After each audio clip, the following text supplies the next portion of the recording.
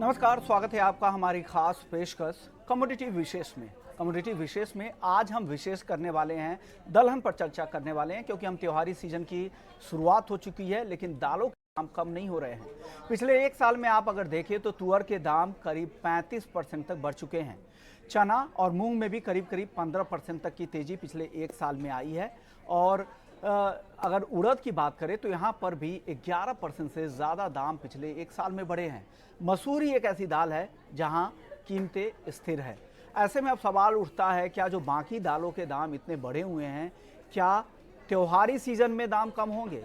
क्या स्थिति बन रही है? ग्राउंड की स्थिति क्या है? डिमांड और सप्लाई को लेकर क्या सिचुएशन है? तमाम मुद्दों पर चर्चा करेंगे। साथ ही आगे सप्लाई कैसे बढ़ने वाली है, ये सवाल भी होंगे, और सरकार की क्या तैयारी है और उन तैयारियों का कारोबारियों पर क्या असर हो रहा है, ये भी जानने की कोशिश करेंगे। आज हमारे साथ दो संगठन के हेड यहाँ पर मौजूद है। सुनील बलदेवा साहब हैं, प्रेसिडेंट हैं एफ्टा के, एफ्टा यानी agri farmers and trades association, और साथ ही आईपीजीए के चेयरमैन विमल कोठारी जी हैं, आईपीजीए यानी India pulses and grain association. आप दोनों मेहमानों का बहुत बहुत स्वागत है। सबसे पहले सुनील जी, आपसे भाव की बात कर लेते हैं। 150 रुपए के ऊपर तुअर के दाम है रिटेल में, कहीं कहीं तो 170 180 भी बिक रहे हैं। एक एवरेज प्राइस जो भारत सरकार की कंज्यूमर अफेयर मिनिस्ट्री की साइट पर जो भाव रिटेल में दिख रहे हैं, उस भाव की मैं बात कर रहा हूं। उड़द के दाम 120 रुपए के ऊपर है, और भी अलग अलग रिटेल स्टोर्स में अलग अलग दाम हो सकते हैं। ये औसत भाव कह सकते हैं, जो सबसे कम भाव के आसपास कह सकते हैं वो है। क्या लग रहा है, दाम कब तक कम होंगे? और सरकार ने तुअर और उड़द पर जो स्टॉक लिमिट की जो समय सीमा है उसे भी बढ़ाई है, और जो क्वांटम है, जो क्वांटिटी को लेकर जो सीमा है उसे भी कम कर दिया। इसका क्या असर होगा? दोनों जवाब दीजिए। देखिए विश्व मोहन जी, जब आपने मेरे को पहले भी 2-3 बार यही क्वेश्चन किया है कि उड़द और तुअर पे क्या रहने वाले हैं भाव, और करीबन मैं 3-4 महीनों से एक ही बात बोलता हूँ कि हमें तुअर उड़द में चिंता जरूर है, लेकिन पैनिक की कोई बात नहीं। पैनिक, कंज्यूमर को पैनिक करके ज्यादा माल खरीद के ले जाना भी नहीं चाहिए। और आपने देखा होगा कि पिछले 3-4 महीनों में कोई बहुत ज्यादा तेजी जो है वो नहीं आई है। तुअर दाल के भाव ऑलमोस्ट लगभग बढ़े हैं, या फिर 4-5% की तेजी आई है, क्योंकि वो भी इसलिए कि अफ्रीका देशों से इंपोर्ट जो था वो एक बार डिस्टर्ब हो गया था, उसलिए आई थी। और जहां तक, और बारिश यहाँ पे चूंकि अगस्त मंथ में बारिश कई सालों का रिकॉर्ड तोड़ चुकी थी और नहीं हो, सूखे का रिकॉर्ड तोड़ चुकी थी और नहीं हुई थी, इन दो वजह से तेजी आई थी। अब जो जो हमारे, क्योंकि हमारे देश में भी बारिश पिछले दिनों में अच्छी हो चुकी है, और एक नया जीवन दान जो है वो तुअर की फसल को मिल चुका है, और अफ्रीका से भी लोडिंग हो चुकी है। एक वेसल जो है वो रास्ते में, कुछ कंटेनर भी लोड हो चुके हैं। तो मुझे लगता है कि 15 अक्टूबर के बाद माल आने लग जाएगा। जहां तक सरकार के कदमों की बात है, सरकार ने चूंकि 200 टन की लिमिट को 50 टन किया है, और मिलों को जो 3 महीनों का स्टॉक रख सकते थे वो केवल 1 महीनों का स्टॉक रखेंगे। सबसे बड़ी बात जो है, इंपोर्टरों को जो पहले एडवाइजरी जारी करी थी कि 30 दिन के अंदर आप माल को बेचे, वो अब इसको कानून बना दिया गया है। तो मुझे लगता है इन तीनों कदमों का और जो माल आ रहा है उसका भी ये असर होएगा, और 15 अक्टूबर के बाद हमें एक तुअर में एक बहुत अच्छी मंदी दिखाई दे सकती है।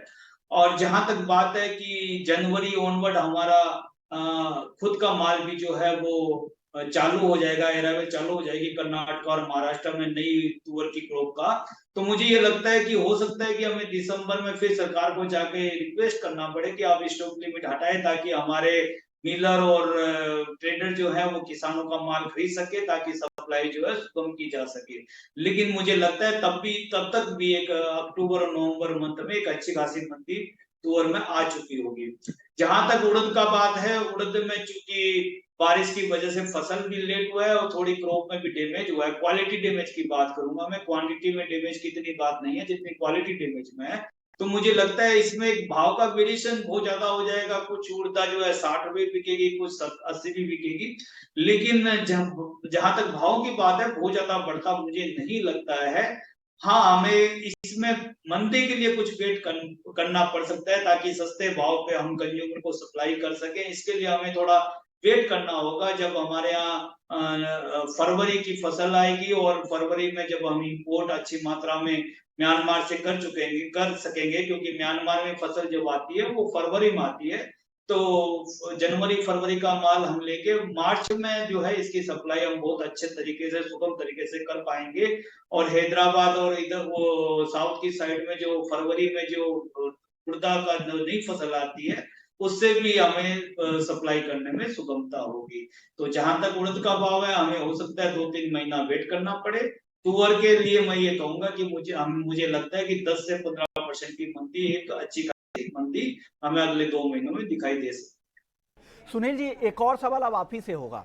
जो तुअर और उड़द की जो स्टॉक लिमिट तय की गई है सरकार की तरफ से, जो क्वांटिटी तय की गई है, मैं क्वांटिटी की बात कर रहा हूं, समय सीमा की बात नहीं कर रहा हूं, क्या इससे ट्रेडर्स और मिलर्स को नई लिमिट से चिंता तो नहीं है? क्या कारोबारियों को कुछ नुकसान होने का तो डर नहीं है? क्या कारोबारी होने में दिक्कत नहीं है? या फिर एफ्टा की तरफ से आप अपना पक्ष सरकार के सामने रखेंगे और सरकार के सामने कहेंगे कि स्टॉक लिमिट को बढ़ाई जाए या हटाई जाए? या आपको लगता है कि दाम जब धीरे धीरे कम होंगे साल के अंत तक, उसके बाद आप अपना पक्ष रखने सरकार के पास जाएंगे? सुनील जी, क्या जवाब होगा इसका?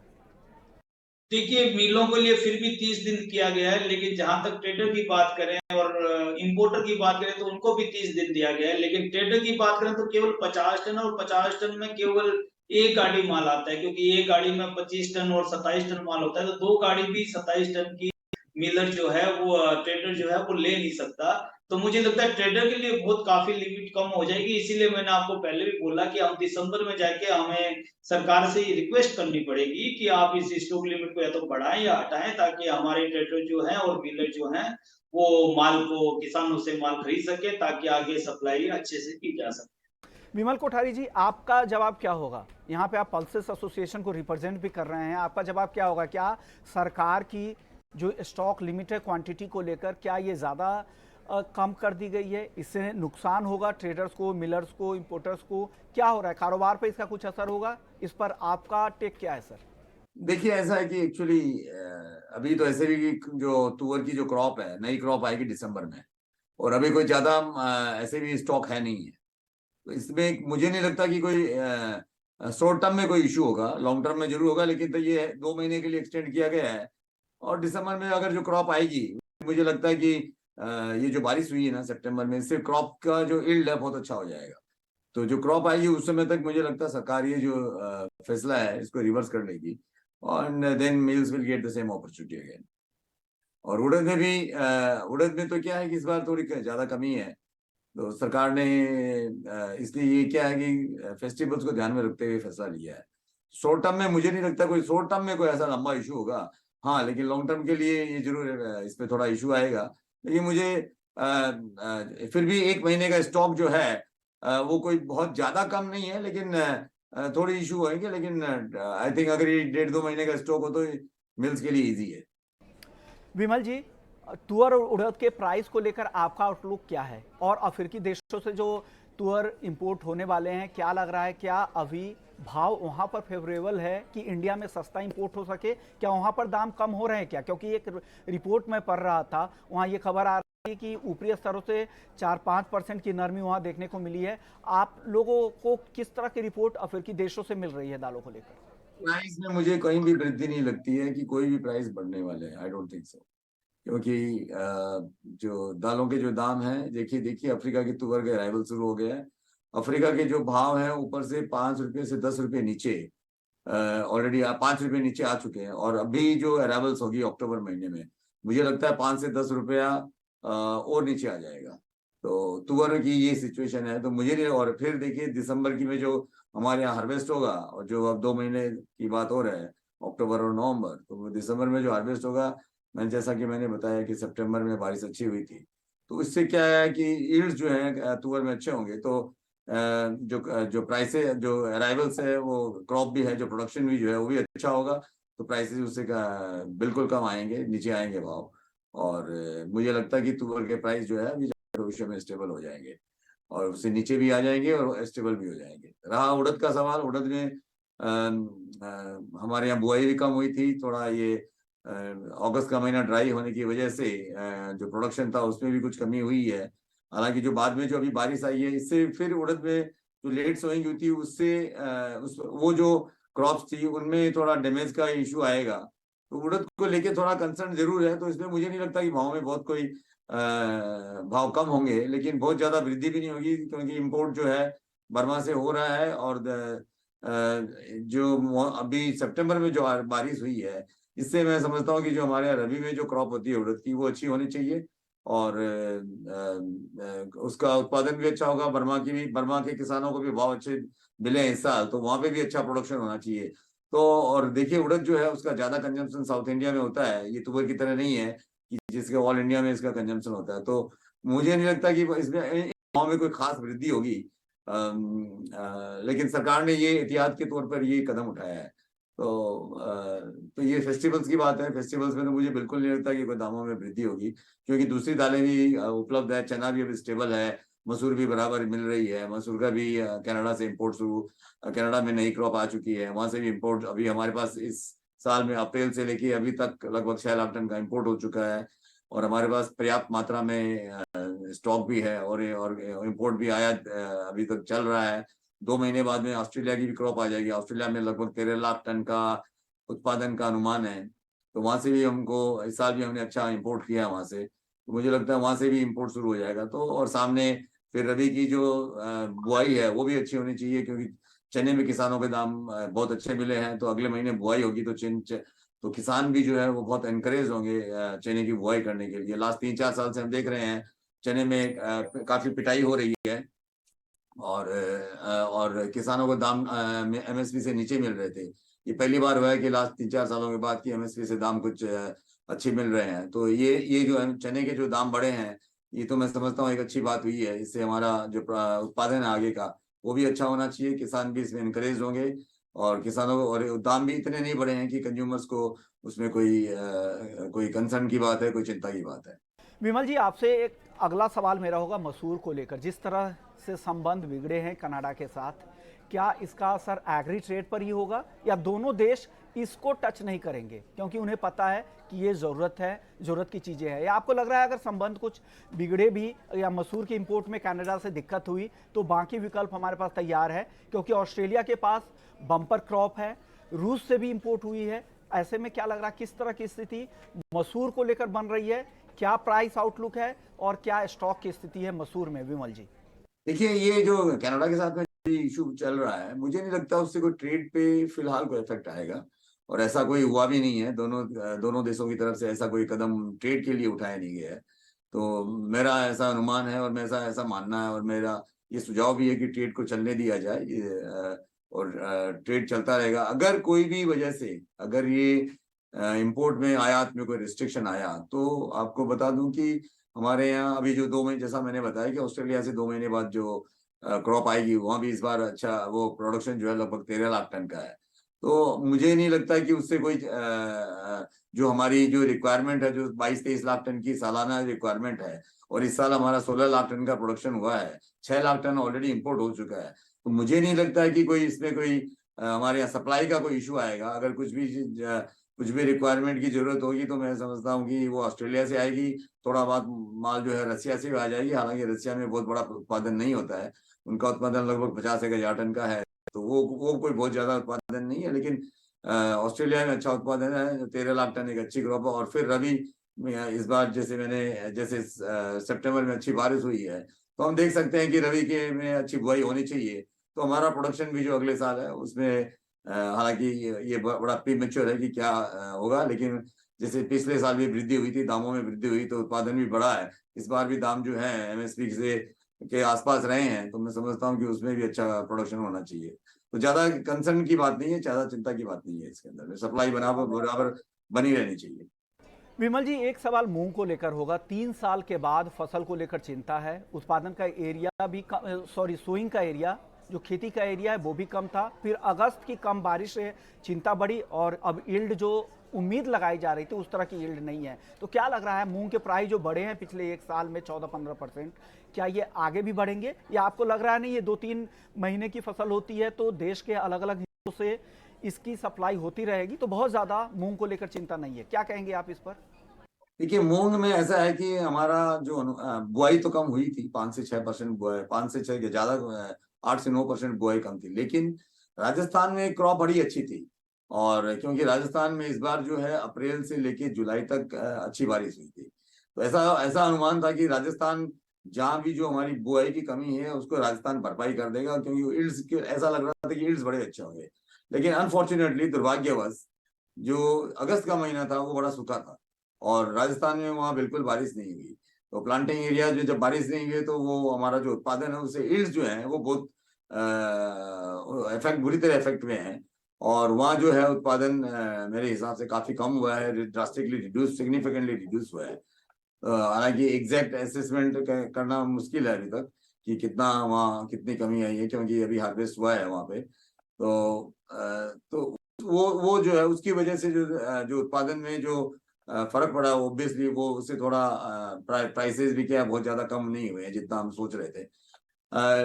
लेकिन देखिए, मूंग जो है एक छोटी क्रॉप होती है, 60-65 दिन में क्रॉप पक जाती है। और हमारे देश के विभिन्न भागों में ये क्रॉप कभी ना कभी हर 2-3 महीने में ये क्रॉप आती है। तो मुझे लगता है वो जो भरपाई है दूसरी जगह की, दूसरे जो हमारे जो देश के दूसरे भागों में जो उत्पादन होगा उससे भरपाई हो जाएगी। इसके अलावा नेफेड और जो स्टेट गवर्नमेंट्स हैं उनके पास भी लगभग 7 से 8 लाख टन मूंग जो है पिछले साल का जो उनके पास है कैरी ओवर स्टॉक चल रहा है। तो ऐसा कोई वहां पे भी कोई इतनी सप्लाई की जो स्थिति है इतनी चिंताजनक नहीं है कि बहुत बार दामों में कोई वृद्धि होगी। मोटा अगर आप देखें पल्सेस टोटल ब्लॉक में देखें तो विश्व मोहन जी, मेरा ऐसा मानना है कि अब दालों में कोई ज्यादा तेजी नहीं लगती है, खास विशेषकर जो अक्टूबर नवंबर हमारे जो फेस्टिवल पीरियड है और उसके बाद हमारे यहाँ जो हार्वेस्ट हो जाएगी, सबसे पहले तुअर की होगी और फिर जनवरी में फिर चने की शुरू हो जाएगी। तो मुझे मेरा और फिर आगे इस तरह कोई ना कोई क्रॉप आती रहेगी। फिर फरवरी में उड़द है, मूंग है, तो कोई ना अब आगे जनवरी दिसंबर से लेके कोई ना कोई क्रॉप हमारे हार्वेस्ट होती रहेगी। तो मुझे नहीं लगता कि दामों में कोई खास वृद्धि होनी चाहिए। इनफैक्ट दामों में अब आगे से जाके थोड़े दाम कम ही होने चाहिए दालों के। सुनील जी, आपसे भी मेरा सवाल मूंग को लेकर होगा। क्या लग रहा है ग्राउंड से किस तरह की रिपोर्ट आ रही है मूंग को लेकर? डिमांड सप्लाई का सिनेरियो क्या है? यील्ड को कितना नुकसान हुआ है? किस तरह का उत्पादन हो सकता है मूंग को लेकर? क्या लग रहा है दाम आगे किस तरफ से जा सकते हैं? क्या रिपोर्ट आ रही है सुनील जी? मूंग की बुआई जो थी कम थी और बारिश का जो खिंचाव रहा है उसमें सबसे ज्यादा इफेक्ट मूंग पे ही पड़ा है। तो मूंग में जो प्रोडक्शन होना चाहिए था उससे डेफिनेटली काफी कम है प्रोडक्शन। लेकिन चिंता की बात इसलिए नहीं है कि सरकार के पास करीबन 7 लाख टन मूंग का स्टॉक है। कुछ मार्कफेड के पास है, कुछ नाफेड के पास है। तो मुझे ये लगता है कि 7 लाख टन एक बड़ी क्वांटिटी है, करीबन 25% का स्टॉक पूरी फसल का सरकार के पास है। तो मुझे इसमें किसी प्रकार की मंदी नहीं, तेजी नहीं दिखाई देती, क्योंकि भाव को कंट्रोल कभी भी सरकार चाहे तो तुरंत कर सकती है। तो मूंग की जहां तक बात है, मुझे ये लगता है कि किसानों का माल आ रहा है अभी तक। किसानों के क्योंकि प्रोडक्शन भी कम है, पर हेक्टर किसानों को आउटपुट कम मिला है। यदि भाव अच्छे मिलेंगे तो किसानों का भी नुकसान जो है वो कम होने की संभावना रहेगी। तो मुझे लगता है कि यदि अच्छे भाव मिले तो हमारे किसानों के लिए अच्छा रहेगा। अगली फसल जो है वो ज्यादा इंटरेस्ट लेके उसको सोइंग करेंगे, क्योंकि मूंग की फसल जो है अलग अलग स्टेट में करीबन 4 या 5 फसलें छोटी छोटी आती है, ऐसे ही उड़दा की आती है। तो ये कई फसलें आती है, क्योंकि 60 से आजकल 70 दिन की फसल, 50 से 70 दिन की फसल ये हो गई है। तो कभी भी किसान जब वातावरण ठीक दिखाई देता है तो वो अलग अलग स्टेटों में अलग अलग जो है फसल आ जाती है। तो मुझे मूंग का भी बहुत बड़ा कंसर्न नहीं दिखाई दे रहा है। सुनील जी, मसूर पर आपसे बात नहीं हो पाई थी। क्या लग रहा है जो कनाडा के साथ जो कुछ चल रहा है, क्या उसका असर मसूर इंपोर्ट पर भी हो सकता है, या हमें चिंता करने की ज़रूरत नहीं है? क्योंकि कनाडा भी नहीं चाहेगा कि संबंध खराब हो, और साथ ही हमारे पास दूसरे विकल्प भी है। जैसा विमल जी से भी बात हो रही थी मसूर के सिलसिले में, क्या आपको भी लग रहा है कि मसूर को लेकर चिंता नहीं है? यही एक दाल है जहां पर पर्याप्त सप्लाई भी है, भाव भी काफ़ी समय से रिजनेबल है। हालांकि चने के दाम भी रिजनेबल प्राइसिंग ही है, लेकिन आगे उस पर बात करेंगे। लेकिन मसूर को लेकर अभी मौजूदा माहौल में आपका टेक क्या है सुनील जी? लेंटिल का जो है मेनली जो सप्लायर है वो कनाडा, रशिया और ऑस्ट्रेलिया रहते हैं। रशिया और ऑस्ट्रेलिया से माल आ रहा है। रशिया से आपने देखा है कि पिछले दिनों में सरकार ने नॉर्म्स में भी ढिलाई दी है ताकि वहां से माल आ सके। लेकिन जहां तक कनाडा की बात है, मैं आपको याद 2017 में जब भारत सरकार ने जब मटर का आयात बंद किया था, उस समय कनाडा ने बहुत कोशिश की थी कि ताकि ये मटर का इंपोर्ट खुलाया जा सके, क्योंकि वहां के किसानों को कनाडा सरकार को सपोर्ट करना होता है। तो यदि इसको कनाडा सरकार कभी भी नहीं चाहेगी कि उनके जो आपसी जो रिश्तों की तलखी है वो उनकी एग्री प्रोडक्ट के एक्सपोर्ट में आए, तो मुझे ये लगता है कि मुझे कोई संभावना नहीं लगती कि वहां से एक्सपोर्ट बंद हो जाएगा या फिर भारत सरकार इंपोर्ट बंद कर देगी, क्योंकि भारत में भी भावों को कंट्रोल में रखने के लिए जरूरत है दालों को। तो मुझे लगता है कि दोनों सरकारें इस पे ज्यादा कदम नहीं उठाएगी, दोनों सरकारों के हित में नहीं है और ज्यादा किसान कनाडा के हित में नहीं है, क्योंकि वो वहां के किसानों को प्रोत्साहन करने के लिए बाई चांस यदि वहां से एक्सपोर्ट बंद करती है तो वहां किसानों का विद्रोह चालू हो जाएगा और ये सरकार कनाडा सरकार कभी नहीं चाहेगी। तो मुझे ये लगता है कि कूटनीति चलने से दोनों सरकारें हो सकता है चालू, लेकिन एग्री प्रोडक्ट की जहां तक बात है मुझे उसमें कोई बहुत ज्यादा ड्रामेटिक उसमें उतार चढ़ाव नहीं दिखाई दे रहा। सुनील जी, अब बात चने की कर लेते हैं। चने का हालांकि स्टॉक अभी भी पर्याप्त नेफेड के पास स्टॉक है, लेकिन आप महीने भर में देखें तो 5% से ज़्यादा की तेज़ी, साल भर में 15% से ज़्यादा की तेज़ी। हालांकि एक अच्छा भी है, कम से कम किसानों को बेहतर भाव मिल रहे हैं और भाव चने के वहाँ पर नहीं पहुँच चुके हैं जिससे कंज्यूमर को बहुत ज़्यादा चिंता सताने लगी। ऐसे में क्या लग रहा है, चने की जो चाल है वो आगे कैसी दिख रही है, किस तरफ चने का भाव आगे जा सकता है, आपका आउटलुक चने को लेकर? सुनील जी। चने में जहां तक बात करूं कि भारत दाल के द्वारा सरकार जो है 60 रुपए में चना दाल बेच रही है और करीबन 5 लाख टन दाल का सरकार का टारगेट है कि वो जल्दी ही बाजार में उतार सके ताकि गरीबों को राहत दे सके, क्योंकि तुअर उड़द काफी मूंग काफी ऊपर होने की वजह से सरकार के पास चूंकि स्टॉक भी चने का बहुत ज्यादा था, तो सरकार ने डिसीजन लिया कि चना गरीबों को चना जो है वो खिलाई जा सके ताकि उनकी पौष्टिक की जो आहार की जो है वो पूरी की जा सके। तो मुझे लगता है जब 60 रुपए किलो जब चना दाल बिक रही हो तो चने में तेजी भी नहीं आ पाएगी और सरकार के पास करीबन अभी भी 27 लाख टन चना है। और जहां तक डिमांड की बात होती है केवल 15 नवंबर तक डिमांड रहती है, जो त्योहारी सीजन और शादियों की सीजन होती है उसकी डिमांड आती है। 15 नवंबर के बाद हरी सब्जियां चालू हो जाती है तो दालों की डिमांड वैसे भी कम हो जाती है। तो मुझे ये लगता है कि दिसंबर मंथ में हम यदि टोटल बास्केट की बात करें तो दालों में एक बहुत अच्छी खासी मंदी और बहुत अच्छी खासी रेट इन्फ्लेशन रेट में कमी दिखाई देगी और मैं आशा करता हूं कि दिसंबर में कंज्यूमर जो है काफी रिलैक्स हो जाए। विमल जी, आपसे मेरा एक सवाल चने के भाव को तो लेकर होगा ही। क्या लग रहा है, चने के भाव अब यहाँ से नहीं बढ़ने वाले हैं, हल्की फुल्की नरमी आएगी? और क्या अब जो 3 सालों में जो जिस तरह की तेजी चने में दिखी है, क्या ये तेजी किसानों को प्रोत्साहित कर सकती है? किसान अब चने की खेती रबी सीजन में बढ़ा सकते हैं? और क्या जब रबी सीजन के बाद हमारे पास अब चने का बम्पर स्टॉक होगा, हालांकि अभी भी स्टॉक की चिंता नहीं है, लेकिन इस बार क्या बुआई भी बम्पर हो सकती है क्या चने की? विमल जी। देखिए, चने में मेरा तो ऐसा मानना है कि चना ये जो दाम बढ़े हैं ये अच्छी बात है। लास्ट 3-4 साल से मैंने जैसे कहा था अभी कि 3-4 साल से चने में मिनिमम सपोर्ट प्राइस भी चना नहीं पहुंच पा रहा था। हमारे उत्पादन बड़ा अच्छा था, किसानों को भी किया है।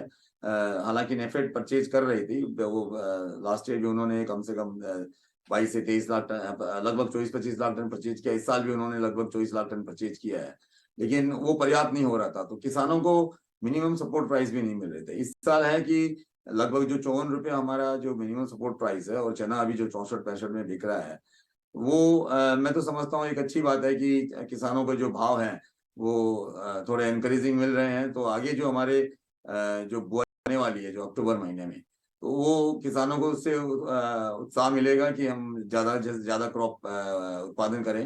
तो ये हमारे लिए एक अच्छी बात है। चने में तो जो दामों की वृद्धि हुई है मैं तो उसका स्वागत करता हूँ कि इस दामों की ये जो दाम बढ़े हैं इससे कोई कंज्यूमर को कोई खास इफेक्ट नहीं होगा, लेकिन किसानों को बहुत सपोर्ट मिलेगा और इससे हमारा उत्पादन भी बढ़ेगा।